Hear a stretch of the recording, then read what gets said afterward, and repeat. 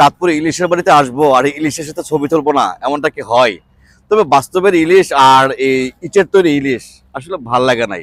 এই যে ইটের তৈরির যে ইলিশটা, মানে যেমনটা মনে করেছিলাম আসলে তেমনটা না। আমি আরো অনেক মানে কল্পনা করেছিলাম যে অনেক সুন্দর হবে, কিন্তু আসলে এই ইটের তৈরি ইলিশটা মানে ওইরকম না। চাঁদপুরের তিন নদীর মোহনা বড় স্টেশন কেউ আসেনি এমন কোনো লোক খুঁজে পাওয়া যাবে না।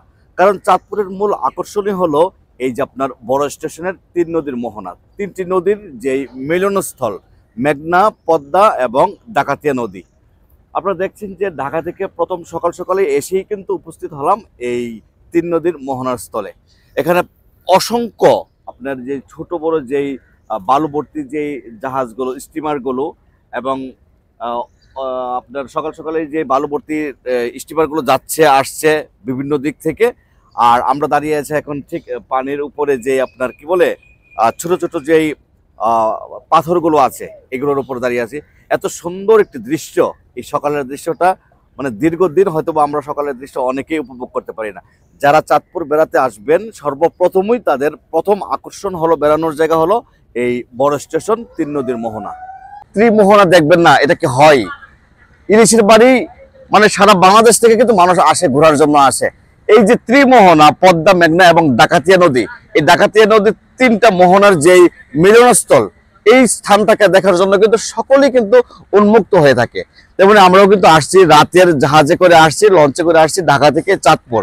তারপরে সকালের যে দৃশ্য, সকালের দৃশ্য উপভোগ করেছেন, এটা হলো আপনার ডাকাতিয়া নদী,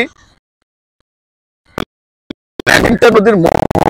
এখন তো আসলে শুষ্ক মৌসুম, শীতের মৌসুম, যখন নাকি আপনার কি বলে বর্ষা, কিন্তু পানি আরো থই থই থাকে, অসংখ্য নদী, অসংখ্য জাহাজ, সবকিছু কিন্তু থাকে। এই যে আপনার পাহাড় এগুলো দেখছেন, ছোট ছোট ইয়েগুলো,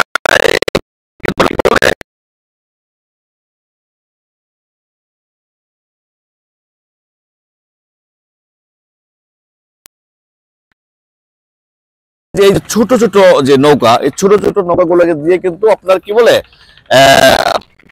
মাছ ধরা হয় এই এই নদী থেকে, ডাকাতিয়া নদী থেকে। আমরা গল্পে বইয়ে আমরা অসংখ্যবার শুনেছি যে আপনার পদ্মা, মেঘনা, ডাকাতিয়া নদীর গল্প শুনেছি, কবিতা শুনেছি, উপন্যাস শুনেছি। ছোট ছোট নৌকাগুলো তো অসংখ্য নদীতে আপনার মাছ